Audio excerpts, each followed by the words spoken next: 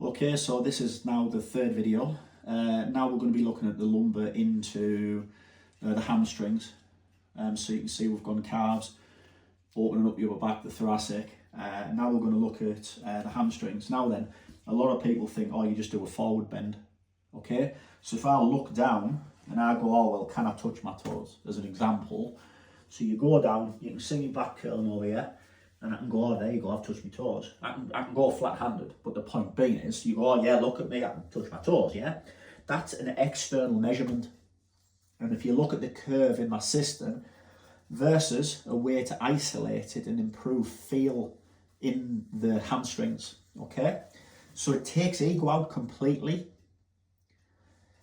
So what I'm gonna do is, I'm gonna put my hands probably around here, yeah? Now it's just somewhere to put them to gauge yourself from. So if I stand upright and my vision stays forwards, and what I'm going to do is I'm going to hinge around this point. Now you have to be really careful. Anyone with back problems, anyone with any issues, you have to be super, super careful with this stuff. And if it feels wrong from the get-go, don't do it. You must listen to yourself. Now, up to now, everyone that I've worked with can do this to different degrees of depth. But the degree of depth, a bit like doing the calves, a bit like doing the upper back, it doesn't matter. What matters is what you're feeling, not how far you're moving. The whole idea is, you know, if you've got restrictions and you think, oh, I can't move very far, good. It just proves why you should be doing the work. Not, oh my, I'm going to judge myself on not being flexible enough. That's not what we're talking about. We're talking about how to improve ourselves and open up the dialogue and movement and flow within inside the system to give us a greater capacity to move without injuring ourselves and take pressure off the joints internally. Okay, so hands here or thereabouts, head up. So again, Qigong class, this should be Bahue, going to vessel 20 up, right down through the system, through the perineum, straight down between the ankles, kind of upright. Almost as if you were standing with tension if it's a military aspect. So what I'm going to do is I'm going to gently kick my sacrum backwards. So if you see where my hands are on the pelvic ball, I'm kicking my bum out basically. And then what I'm going to do is keep my head forwards and gently start to tip.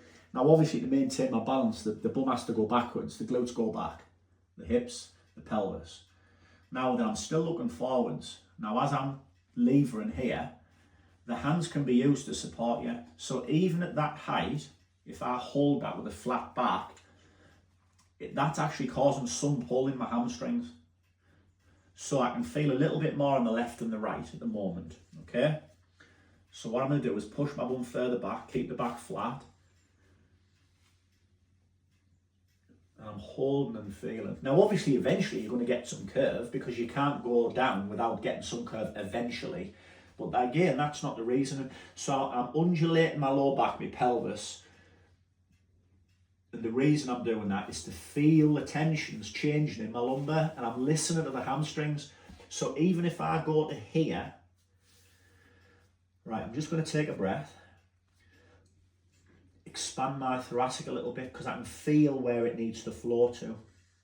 Now please remember that I'm practiced at this. So you can see me like undulating my feet. And if you look at the flexibility of my feet and the way they move, but that's because I walk barefoot quite a lot and the shoes I wear are barefoot shoes. They allow the movement and the opening of all the bones and everything to be able to move as it should. We encase our feet in shoes and it causes us untold problems through our lives. So I can feel my lumbar back, so my deep lumbar, L4, 5, L3, 4, where my main problems are there. So what I'm going to do is I'm going to soften my knees to take the pressure off and stand up to safely come out of it. I can come straight out of it. However, anybody I would suggest who's not used to doing things, come out safely, come out with a soft knees.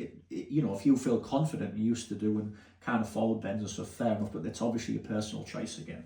Okay, so this one I'm going to show you, and what I'm doing here, by the way, is I'm moving the pelvis around to free up the lower back. So I'm doing small circles, and almost what you would call a counter pose in yoga. It's a counter pose, just to because I've been stretched. Okay, so this is the second time I'll do it. Now again, all of these exercises I'm showing, you could do in a series, 1, 1, 1, 1, 1, 1, maybe 3 times. So you're doing three sets if you like. And you can do a couple of sets in each one if you're freeing things up and just feeling going. It's intuitive. Okay, so again, I'll take a breath in. And on the out breath,